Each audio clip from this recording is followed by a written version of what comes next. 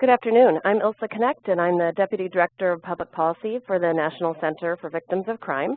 I want to welcome everyone to today's webinar, Into the Lab, Mandatory Testing of Sexual Assault Kits. This webinar is brought to you by the National Center for Victims of Crime with support of the Office on Violence Against Women at the United States Department of Justice. I want to mention that before we start, we have a poll set of questions on the right side of your screen, if you don't mind answering those for us. These are sort of a pre-test so that we'll measure learning throughout the webinar. We'll also do one at the end of the webinar. So while we're getting started here, if you can take that pre-test, that would be great. It's on the right side of your screen. I want to talk just a minute about the National Center for Victims of Crime. We are a 25-year-old national resource and advocacy organization that works to help all types of crime victims rebuild their lives. And this is our mission. We have a mission to forge a national commitment to help victims of crime rebuild their lives. We do this through advocacy for victims' rights and funding for training and services and technical assistance to those who work with survivors of crime. We are very grateful to be funded by the Office on Violence Against Women on this project to help communities create a victim-sensitive approach to dealing with untested sexual assault kits. And under this grant, we are providing training, such as this webinar, technical assistance. For example, we've worked with several communities on creating a victim notification protocol. And we are creating and have created an online resource library that includes policies and protocols on notification, laws related to untested sexual assault kits. We have pending legislation there, all sorts of reports and resources, and we've collected many of our webinars that we have recorded and archived are listed there as well.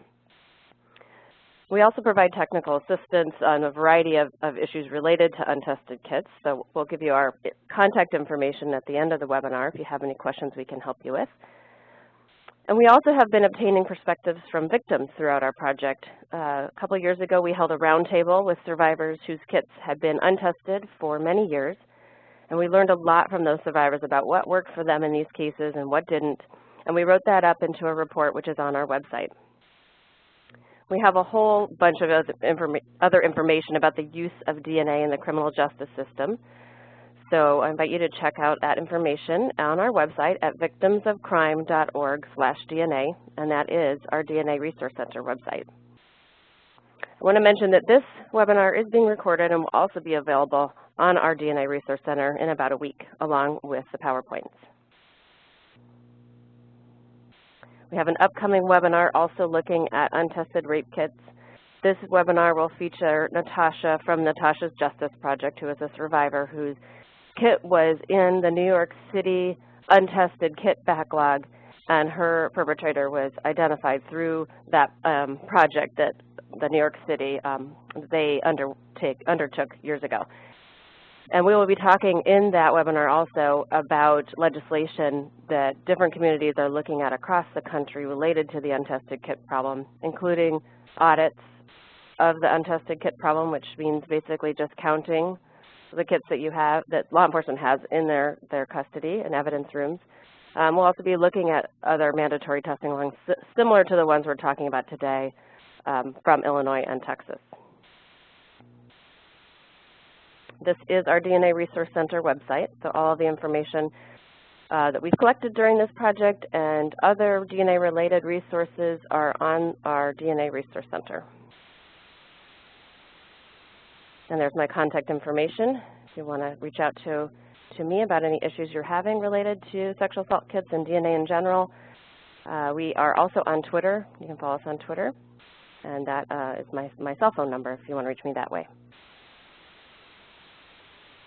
Okay, so on to our webinar and to our very accomplished speakers. I want to introduce Cara Smith.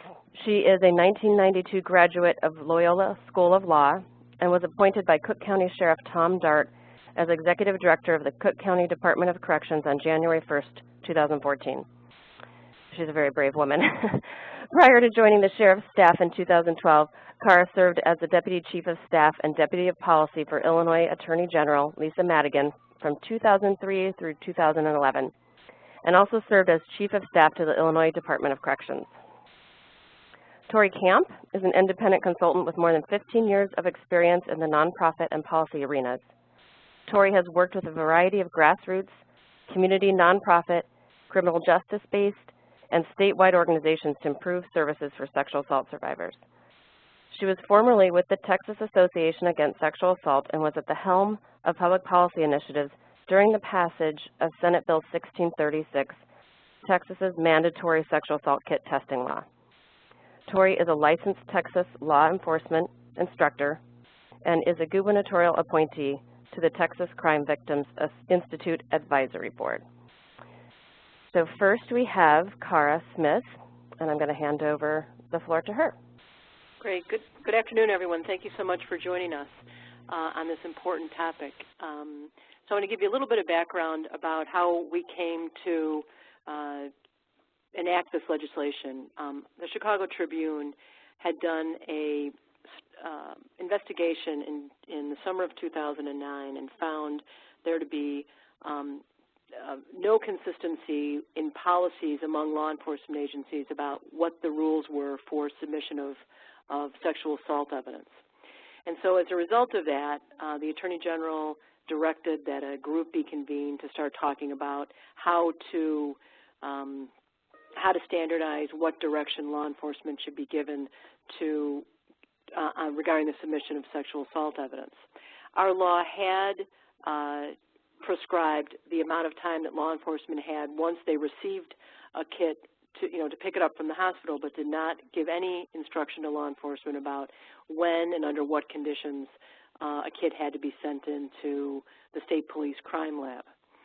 So we pulled law enforcement together, and this was a relatively challenging assignment because law enforcement believed they had valid reasons for not submitting the evidence. And some of those examples were the case was consensual. The allegation was not that sexual contact had not occurred, but that there was consent. So the state police had been the practice in Illinois of returning those kits to law enforcement if the lab believed that the kit lacked probative evidence. We heard law enforcement agencies express frustration that their kits would be sent back if charges had not yet been approved. So we brought everyone together, a number of the state and local law enforcement agencies, prosecutors, and the Attorney General's office to begin talking about how to deal with this issue.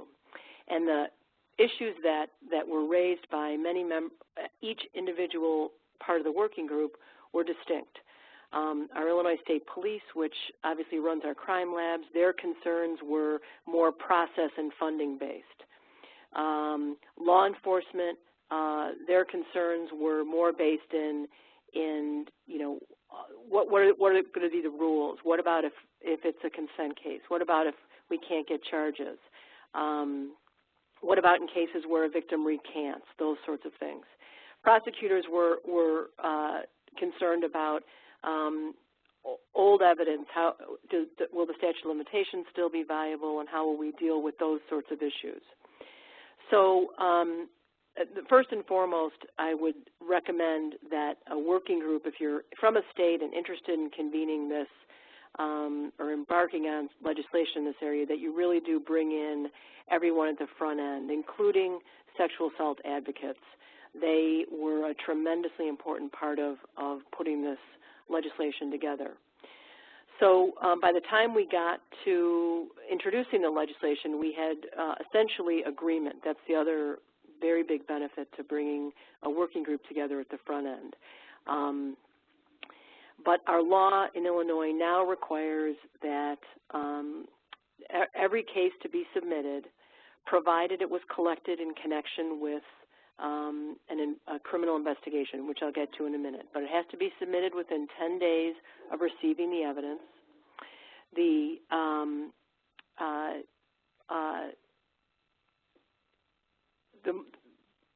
first and foremost, the law required every law enforcement agency to do an inventory of kits that they had in their possession. And they had to do an accounting of every kit that was in their possession and the number of kits that would be submitted. Hold on one moment, please. The kits that would be submitted under the law and those that would be remain unsubmitted. As a result of that inventory, there were about 4,800 kits that were identified as being in law enforcement agencies that would be submitted under the criteria of our law, and about 2,800 cases that would not be submitted. And I'll get to those issues in just a minute, because hopefully from the experience that we've had in Illinois and that Texas had, that will guide, even better laws going forward. We also consulted with the Department of Justice to make sure that the law that we were putting into place would be consistent with their rules for evidence that can be uploaded into CODIS and to the national database.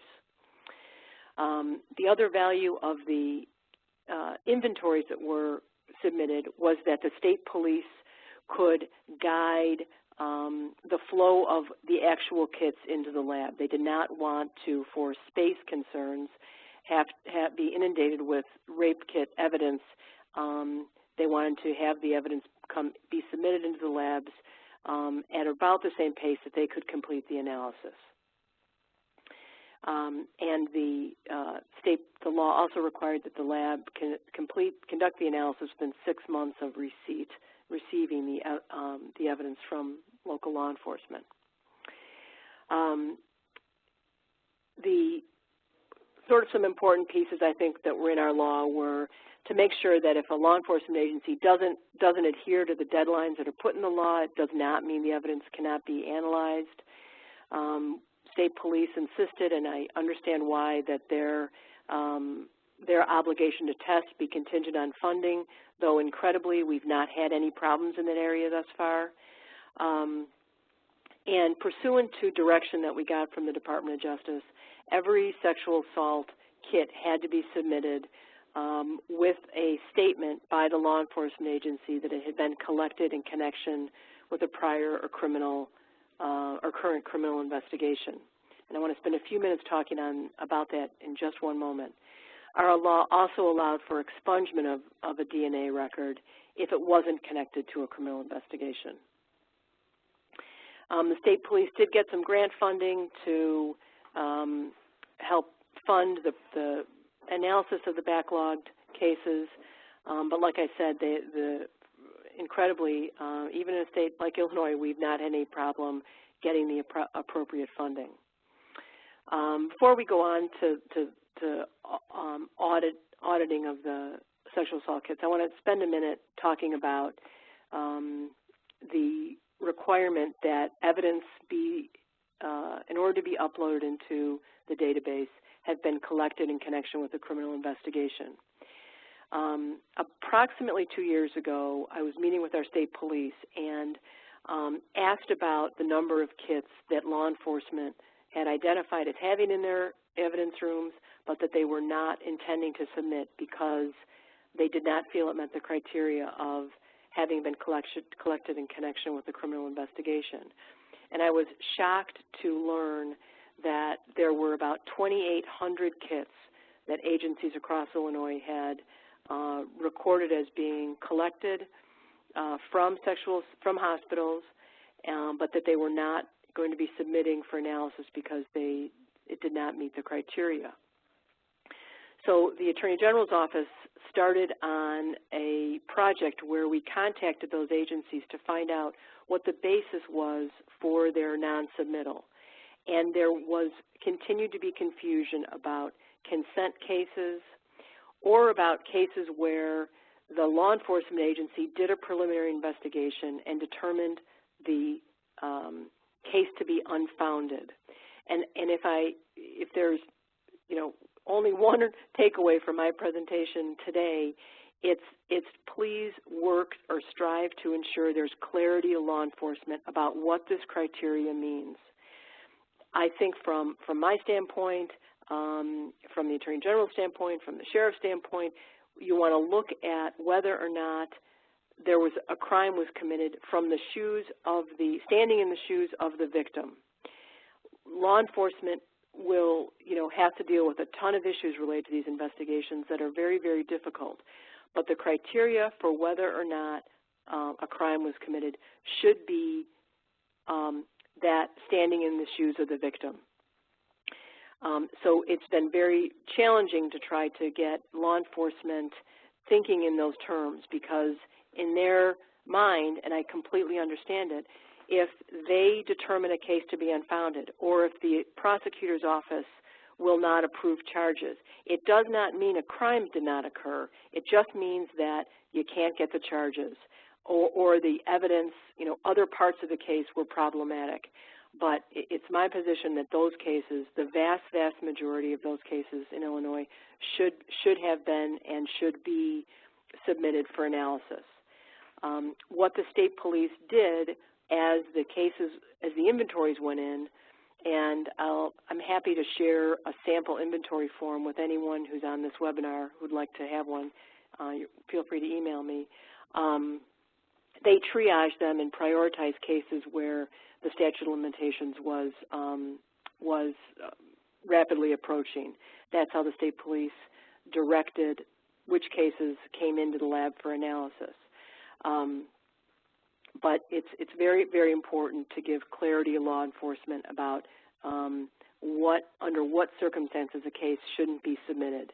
And it's my opinion that, except in the case where the victim has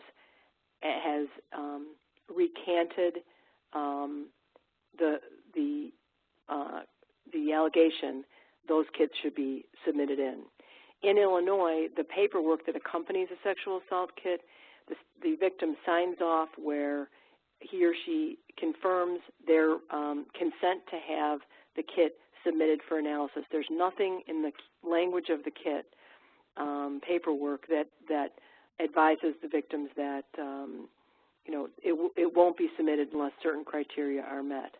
So take a look at that paperwork that's in your sexual assault kits in your state, as well as the guidelines that the Department of Justice issues about the type of evidence that can go into the database.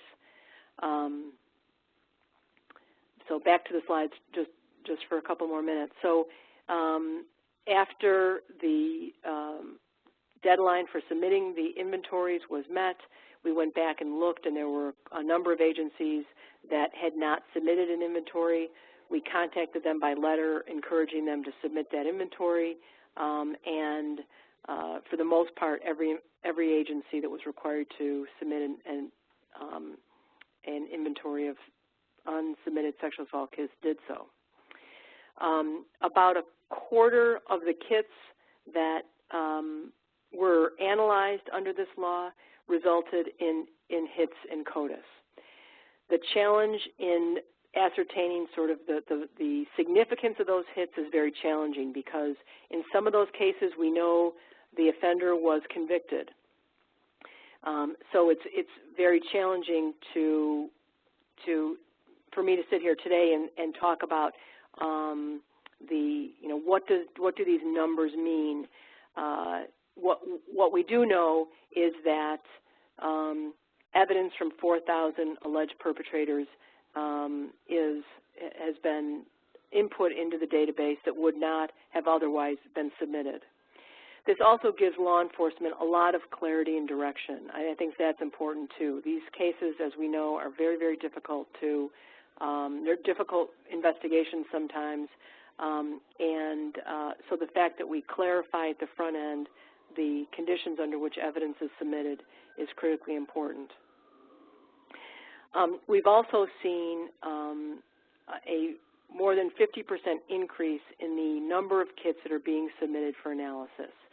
So again, that tells us that clarity for law enforcement at the front end of this process is very, very important.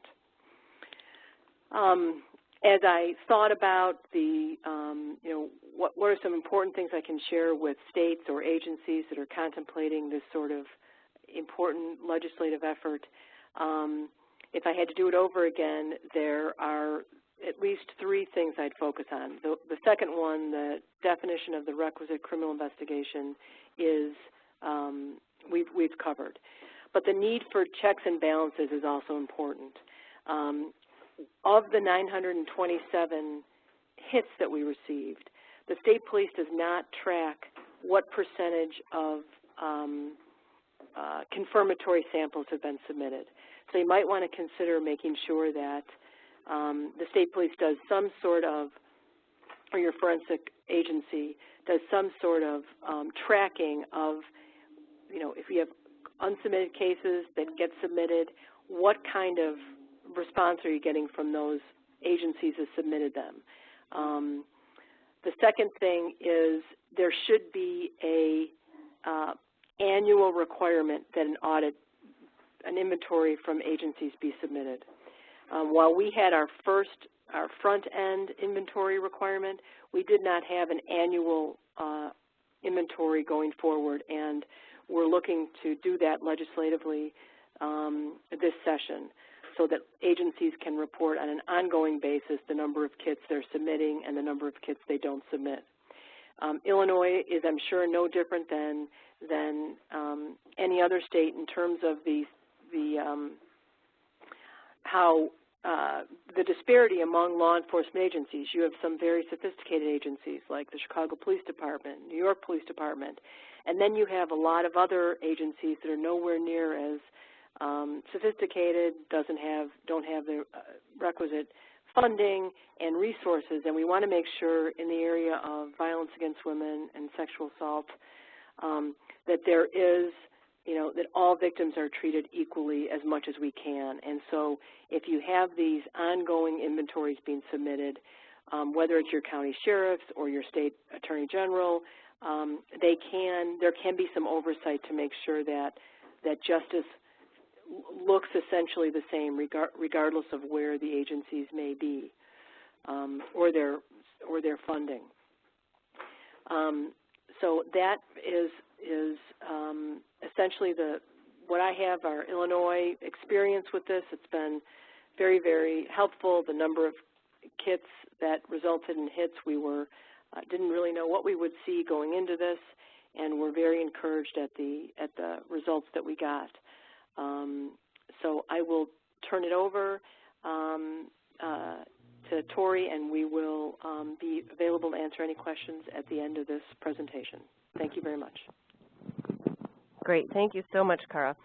I wanted to mention real quickly that if you want to ask questions, you are muted as you get into this call, so you can't do that verbally. If you want to ask questions, you can use the question and answer box, which is on the right-hand side of the screen on the bottom. You may have to actually click the little arrow next to it to bring that box up, but feel free to ask questions throughout the webinar as they come up. We will be answering them at the end of Tori's presentation, so in case you want to ask during, that's fine, but we will wait to the end. So I'm now going to hand over the floor to Tori. Thank you very much.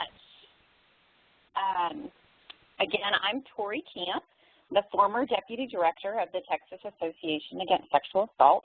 I was in charge of the agency's legislative initiatives when the mandatory sexual assault kit testing bill was being pushed through the legislature. While I was in that position, I don't want to claim any kind of credit for the bill's passage. That really goes to Senator Wendy Davis, who authored the bill and ushered it through the legislative session. I do want to thank Cara and all her Illinois colleagues and other stakeholders, including the Illinois Coalition Against Sexual Assault, for passing the nation's first state law mandating testing for sexual assault kits. It was really groundbreaking work and made our efforts in Texas easier because we could follow in the path that you all had blazed in Illinois. So thank you for that. Like Illinois, in many ways, our law began with a media story. CBS conducted a 5-month investigation of 24 cities and states. Some of the cities included Birmingham, Alabama, Phoenix, Arizona, Los Angeles, Albuquerque, and important to Texas, Dallas, San Antonio, and Houston. The article also happened to advocate for testing of all kits because the scientist in the article had said you never know what you will find. Senator Davis at the time, that was in November of 2009, had that article brought to her attention, and it greatly concerned her. She had some experience and knowledge of a potential solution that had worked in the Fort Worth area, which was her district. In 2004, Fort Worth had received a grant to test all of the city's untested sexual assault kits. And when that testing was complete, they had 207 CODIS hits and had identified 5 serial rapists. So with a statewide problem at hand, but armed with a solution that had worked locally, Senator Davis pledged to pass a law mandating the testing of all untested sexual assault kits in Texas. Now, the news story was in November of 2009. The Texas legislature meets every 2 years and had just ended its session about 5 months before the story came out. So it was in March of 2011, the next session, when Senator Davis filed Senate Bill 1636, the bill that was to become Texas's mandatory sexual assault kit testing law. Senator Davis was crystal clear on the purpose of the law. She wanted to do 4 things. She wanted to make sure the evidence was processed in a timely manner. She wanted to make sure law enforcement could identify offenders. She wanted to make sure prosecutors had the evidence that they needed to successfully prosecute cases. And she wanted to let victims know that everything that could be done was being done to catch the person who assaulted them. I personally can't stress this 4th point enough. So many times victims, even when the criminal justice system is working like it should, do not end up with their offender being convicted. At the very least, the criminal justice system can try 100% on each and every case.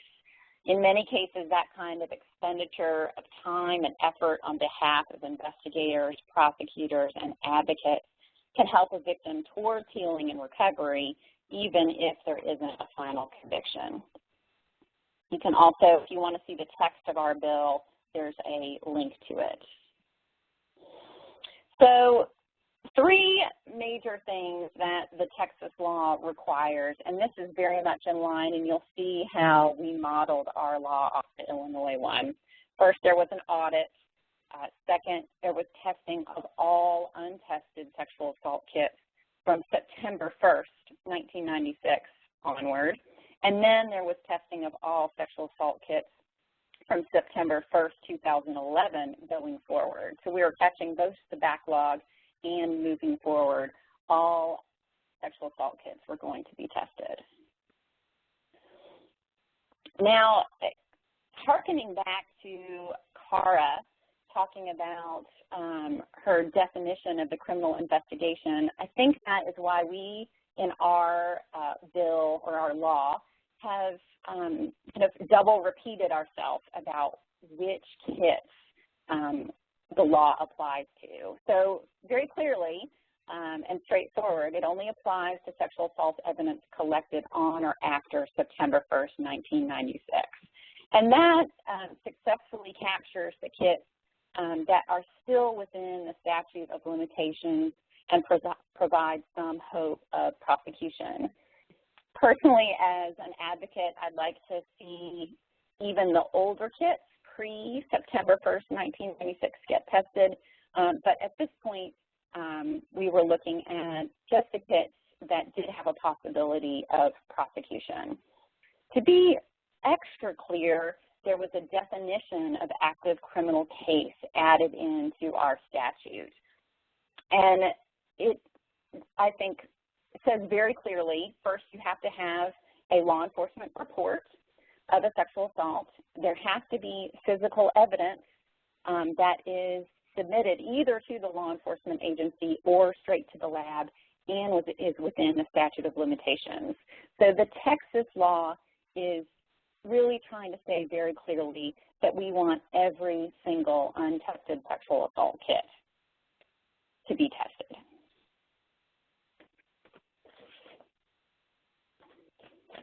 Oh, sorry. So let me tell you a little bit about the audit.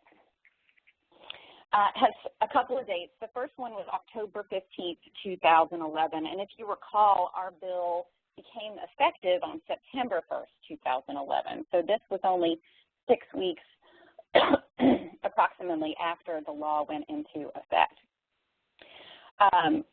Still 2.5 years later, we only have 144 law enforcement agencies out of about 1,400 across the state that have submitted. So we have a very low response rate of around 10%. That said, the largest municipalities have submitted their audit findings. So the good news is that I think we're capturing the majority population of the state of Texas. Interestingly, if you look back at San Antonio, Dallas, and Houston, the 3 cities that were originally identified in the CBS news story, CBS said that there were 10,000 untested sexual assault kits in Dallas. The audit said there was 4,100. CBS said 5,100 in San Antonio. The audit said 2,000 in San Antonio. And CBS said 3,800 untested kits in Houston, and the audit said 6,600. It'd be interesting to find out why that discrepancy is, but there it is. In addition, one small note, Houston, with its 6,600 untested sexual assault kits, even went ahead and took the initiative to find the money to pay for the testing of all of their kits before the state found the money to do that. The total audit findings for the state currently equal 18,891 untested sexual assault kits. The next deadlines came up during the next legislative session after the bill became law. So February 15th, 2013, DPS needed to report to the legislature how many kits had been reported to them and how much money they needed to have to complete the analysis of all of those kits. The Department of Public Safety estimated that in the end they would have 20,000 untested sexual assault kits and that they needed $10.8 million to test it.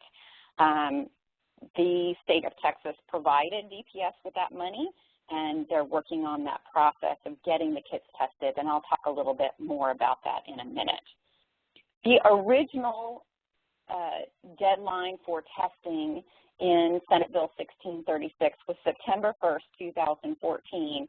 All of the untested sexual assault kits were to be tested. It was a very aggressive deadline. Clearly, we're not going to make it. That's coming up in just a few months, and we're just getting underway of testing those untested kits.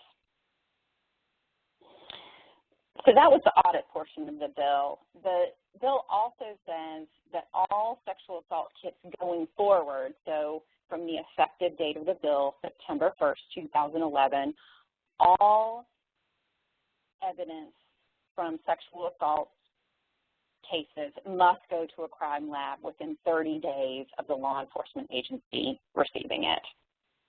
The initial legislation proposed the 10-day turnaround that Illinois had, but after feedback from our law enforcement departments that they did not think that was enough time for them, the date was changed and they were given 30 days. Other key pieces of the Texas statute that you will see similar to the Illinois is that any failure to not meet the deadlines laid out in this statute doesn't mean the evidence cannot be tested or can't be used in a court of law. Like Illinois, we also included a requirement that the testing of the kits was not necessary unless resources, money, was available. When this bill was going through the legislature, Texas, like many other states, was under a deficit, and finding resources to pay for this testing was extremely difficult. The bill would not have become law if it did not include this statement. That said, there has been aggressive search for funding in the next legislative session, money found to test all of these kits. And so the kits are moving, I think, as quickly as possible to be tested. One thing that did come up during the hearing was the issue of consent and testing the kits when the perpetrator is known by the victim. And there was a pretty blunt exchange. Well, actually, I'll get to that in a minute. The Fort Worth Police Department was there to testify, and they were testifying why it was so important to test all of the kits, because that's what the bill was proposing. And they mentioned very clearly that the reason that they had such good success with their testing was because they tested every single one of their kits.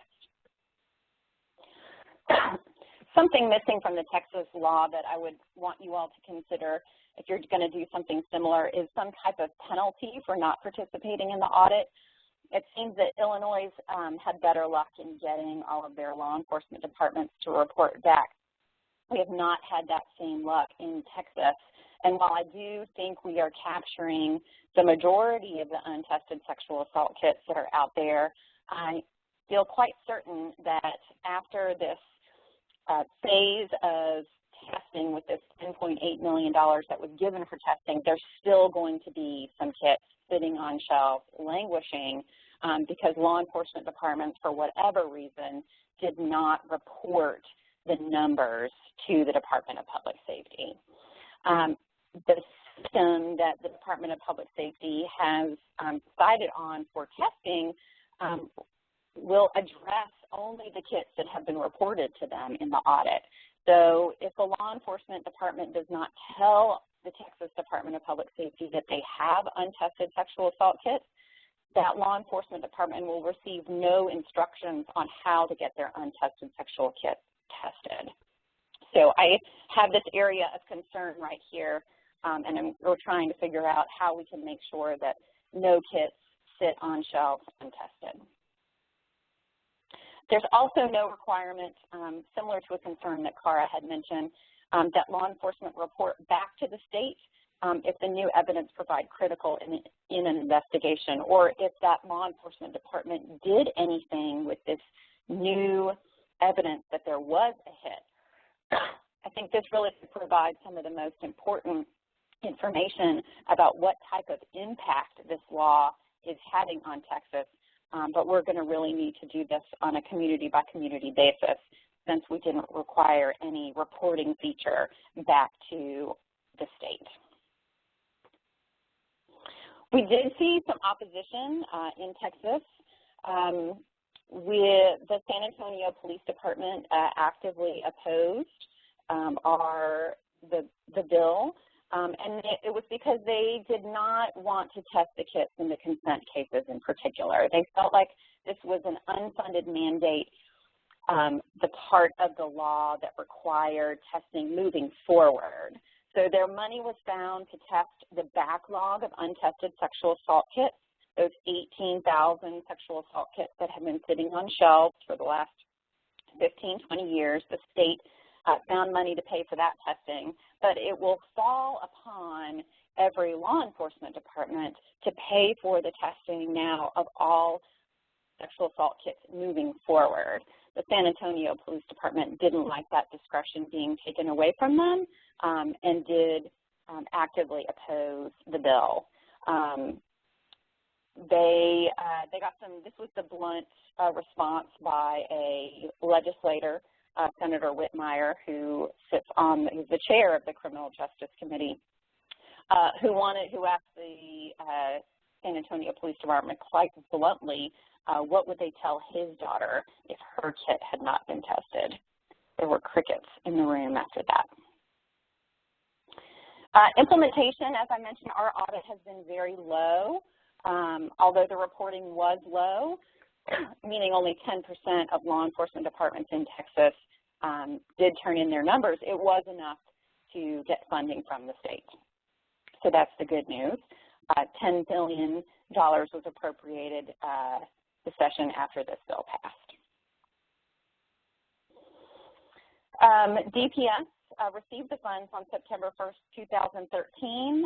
They've been putting out requests for proposals to vendors and are hoping by May, so in just a few days or weeks, that they will have selected the 2 private labs to outsource testing to. Certainly, outsourcing to private labs is 100% okay. DPS will be reviewing their work and will be the ones submitting any kind of information to CODIS. But as a means for catching up on a backlog, it makes a lot of sense. As I mentioned earlier, DPS is going to be contacting each of the law enforcement departments that let them know they had untested sexual assault kits and providing them with instructions on what lab to send their kits to. They expect a 90-day turnaround for analysis once the crime lab has received the evidence. After that, there will be some review between the crime lab and DPS, and when final reports are written, they will be forwarded on to the original law enforcement department. We're estimating approximately $1,000 to $1,200 per kit. What comes next? Evaluation. We want to know if the testing of all of these sexual assault kits has resulted in completed investigations and prosecutions. Is the testing of the sexual assault kits going forward resulting in increased investigations and prosecutions? And we want to know what kind of impact it's having on victims. Is this positively impacting victims? And we hope so. We're also on the lookout if we're going to need additional funding. The backlog has been discovered and money has been found to pay for initial testing. But after that testing, of course, there's investigations, prosecutions, and advocates that are needed. That's it for my portion. I will turn it back over to Ilsa, and in case there's any questions, we'd be happy to answer them. Great, thanks so much, Tori. We do have a couple questions. One is related to anonymous reporting cases. Let's talk about that for a second, Tori, or both of you. I'm not sure who wants to start, but maybe Tori, you can start since you've written a little bit about those cases. The question is the nurse completing the kit responsible for turning the kit into law enforcement, even if the patient does not want to begin to press charges? We're seeing this issue in many communities across the country who are having this push to test all kits, and sometimes these kits are getting swept up in that. And maybe you can talk a little bit about, from the advocacy position, what the sort of perspective on that is. Right. In Texas, we wanted to make sure that those kits that were collected without a law enforcement report did not get tested.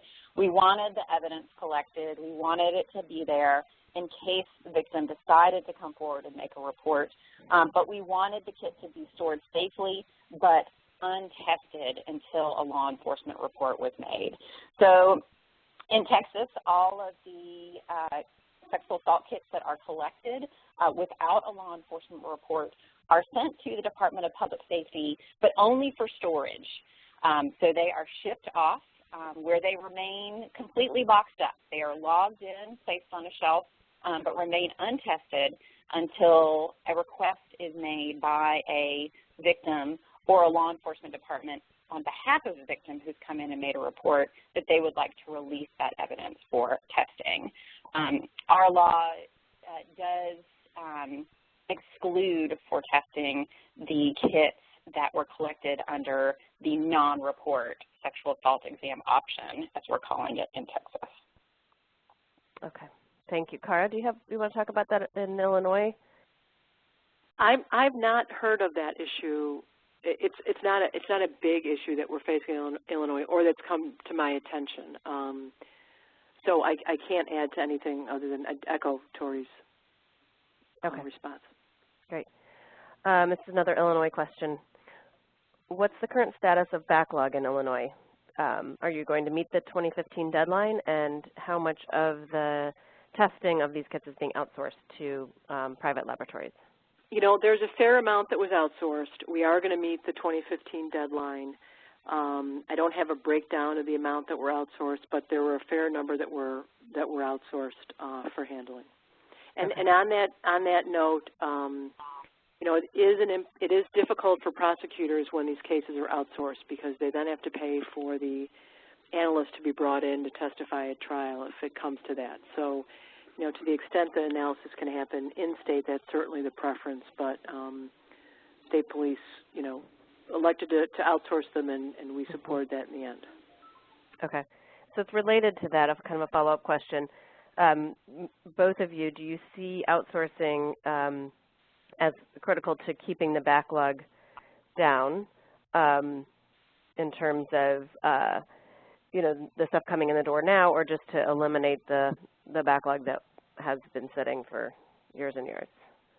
So how important is it to kind of stuff coming in the door now, too? I mean, I think that there should be, those decisions about outsourcing should be made very strategically. I have less of a concern with the outsourcing in a kit where it's a consent question.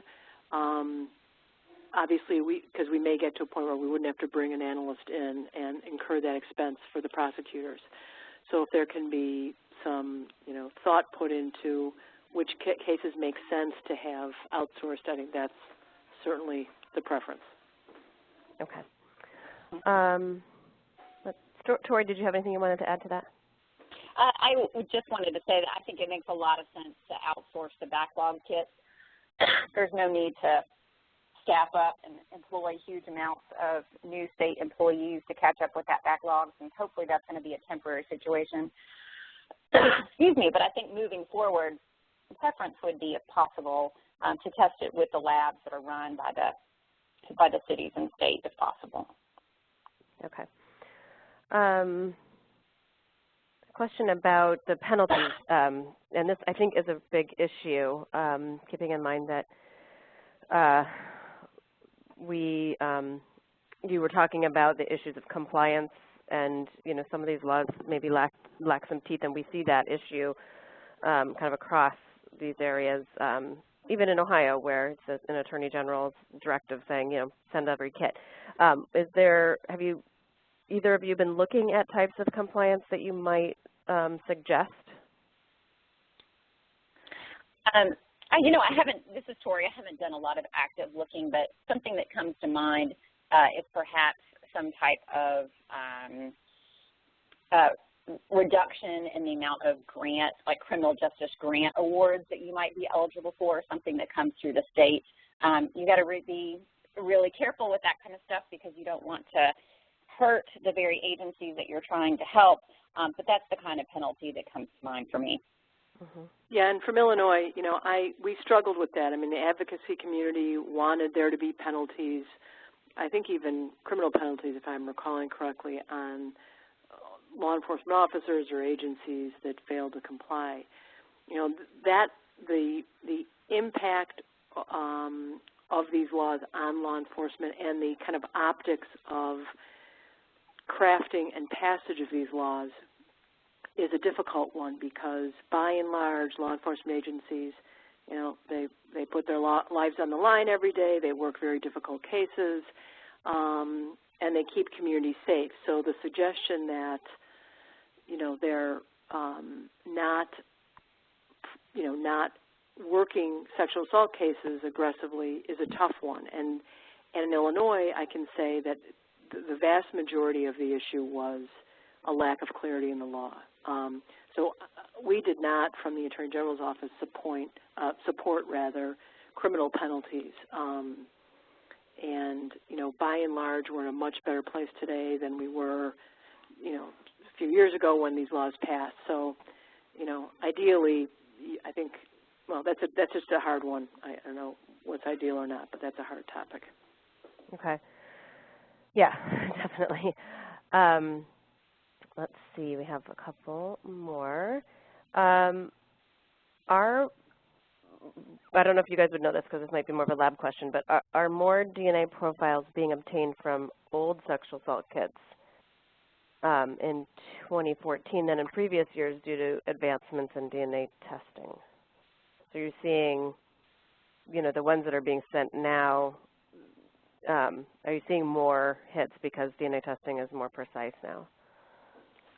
I think we can say that, yes, across the board. Okay. Yeah, I think the answer is yes. Okay. Tori? Yeah, I'll agree with Cara. I don't have any numbers on that, but I think that's an incredibly safe assumption that the technology has improved so much over the years that that the sensitivity is better so that we can get more of those profiles. Okay. Let's see. I had another one I wanted to give to you guys about. This is an interesting one. In a consent case, if the offender is convicted, won't the convict's profile be uploaded into the database without the kit being tested?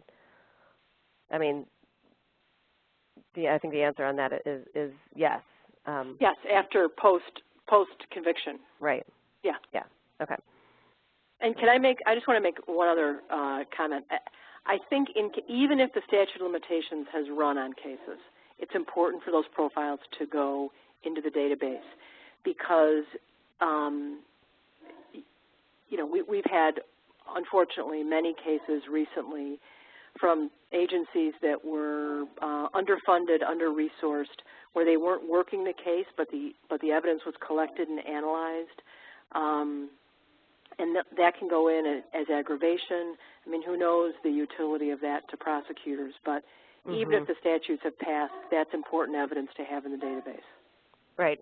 I agree with that. And there are lots of other reasons. In fact, we have a document on our website about testing kits that are past the statute of limitations and why we believe at the National Center that we should be doing that. I mean, of course, you know, most places are prioritizing the ones that can still be prosecuted, but there are a lot of reasons, not only just to bring answers to victims, but of course criminal justice reasons as well, why we should be testing those when we can get to them.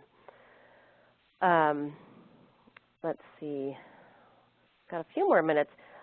Here's another Illinois question. What happened to the federal lawsuit in Illinois that was about the failure to test rape kits? I think there's also one going on in Memphis, but Cara, can you talk about that one?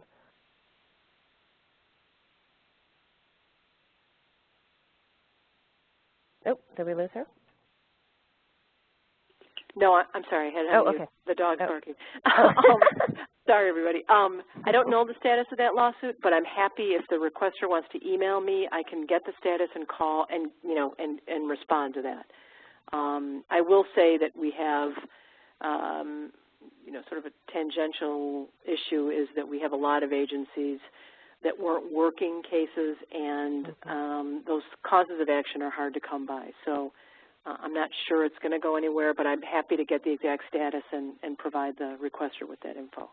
Okay, thanks. Another lab-ish question. Do any of the local law enforcement entities in your states use their own internal crime labs? If so, how is the existence of those labs incorporated into the larger system of testing all kits? I know this is sort of an issue in Texas, but Tori, you want to start on that one?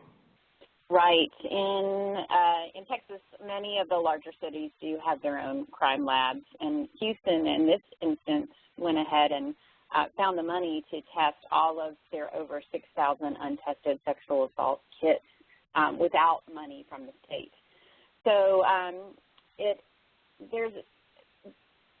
and one of the, I guess this is demonstrating one of the potential holes in our law, that we can't get a statewide picture of what's happened with the kits overall, because some of the untested kits are being tested at the state labs and some are being tested at the city labs. And there's no one reporting mechanism for both of those.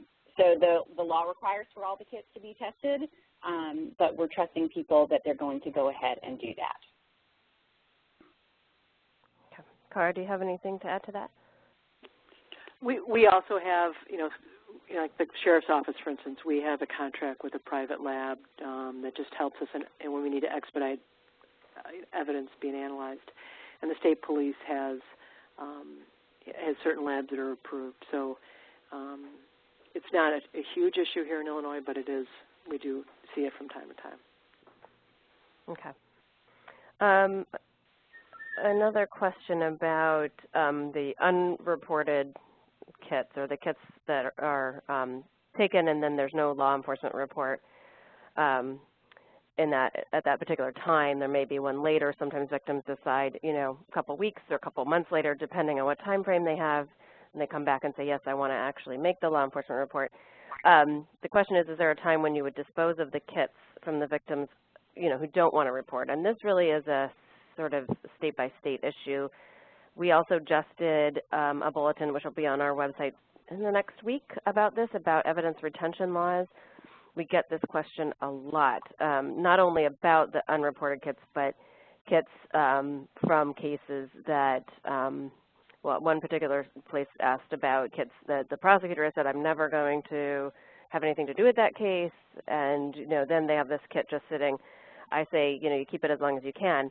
But in some places, they are telling victims, when they sign their consent form in the center where they're having, or the hospital where they're having the exam done, look, you have 30 days to report, and then we will dispose of the kit if they can legally.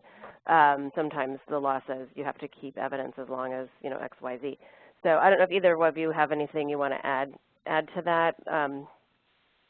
Tori, do you want to take that? Yeah. So Texas law is very clear that for the unreported sexual assault kit evidence, they will be kept for 2 years after the evidence is collected, and the Department of Public Safety who stores that evidence receives it.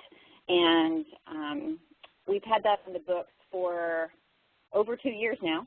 And my understanding is that DPS now has the authority to destroy those kits since it's been more than 2 years. But as long as they have space on their shelves, they're going to try to hold on to them so that they can be as victim-friendly as possible in case that victim wants to change their mind and go ahead and make a report.